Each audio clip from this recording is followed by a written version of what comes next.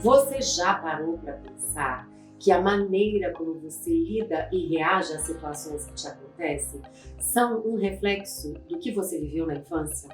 Ou porque você aprendeu, ou porque você conviveu com determinados comportamentos? Eu sou a Renata Lucelli, sou psicóloga, hipnoterapeuta e escritora e te convido a falar um pouquinho desse processo de aprendizagem, do comportamento e como o nosso subconsciente lida com tudo isso e como a gente assimila as experiências com as pessoas que a gente convive. Tem uma frase de Henri Lacordaire, onde ele diz: "O que é uma família, se não o mais admirável dos governos?" Eu acho que é uma frase muito oportuna para a gente fazer essa reflexão, porque nós somos sujeitos que vivemos sob estímulos, né? Então, desde pequenininho, a gente começou falando a respeito do jogo de futebol, do nosso time, mas não só isso. A gente tende a seguir padrões que estão relacionados com a nossa criação, que estão relacionados com a nossa família. E isso se torna um valor para a gente, né?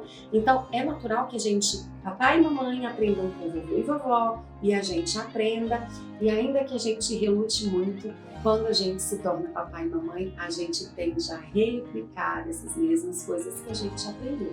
Isso é um processo de assimilação do nosso inconsciente. Por quê? Nós estamos ali vivenciando isso, então isso se torna o normal, se torna o padrão. Você que tem criança em casa, você já perguntou para sua criança quando ele crescer o que ele quer ser? Provavelmente essa criança vai falar uma profissão parecida com a sua ou a da mamãe.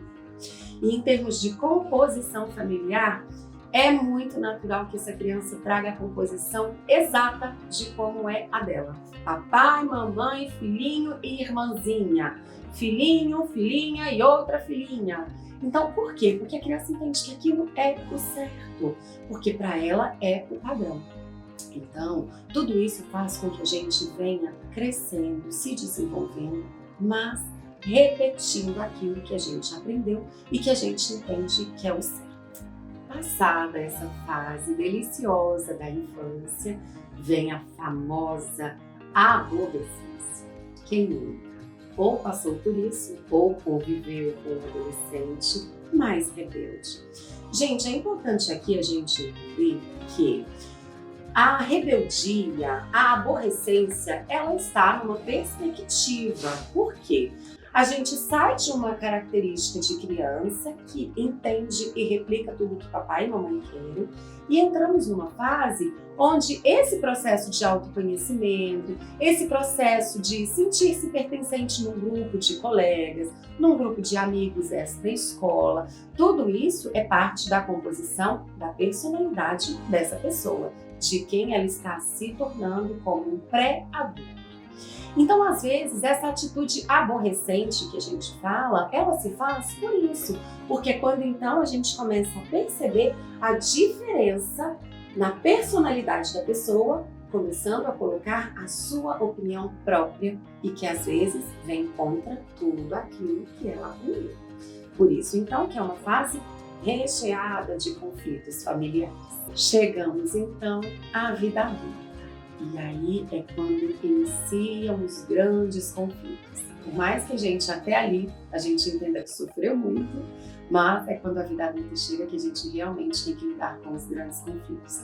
Começando em lidar com a gente mesmo, em se entender, em entender a nossa família, em entender que às vezes queremos ter caminhos diferentes dos nossos, né, do que foi ensinado pra gente. E isso é muito interessante, porque nesse momento é natural que venha um conflito, que venha uma sensação de não pertencimento, que venha aquele famoso sentimento de angústia. E aí é legal que a gente entenda e que a gente volte no nosso passado.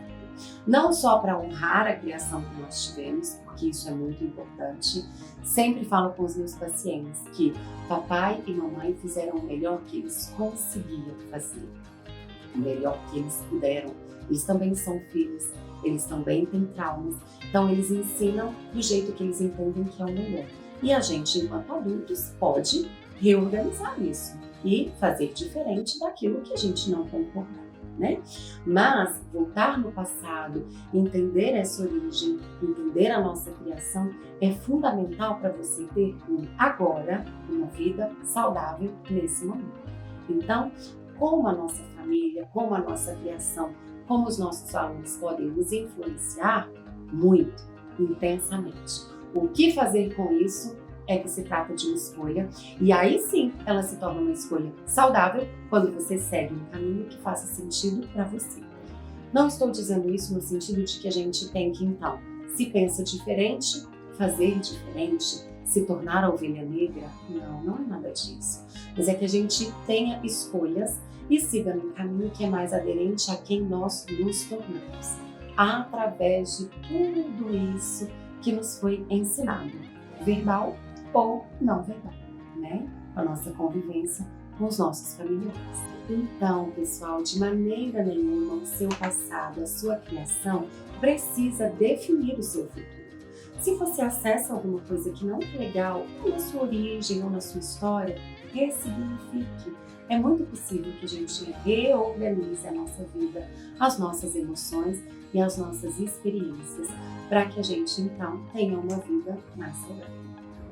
Obrigada pela sua presença, espero que tenha gostado do conteúdo.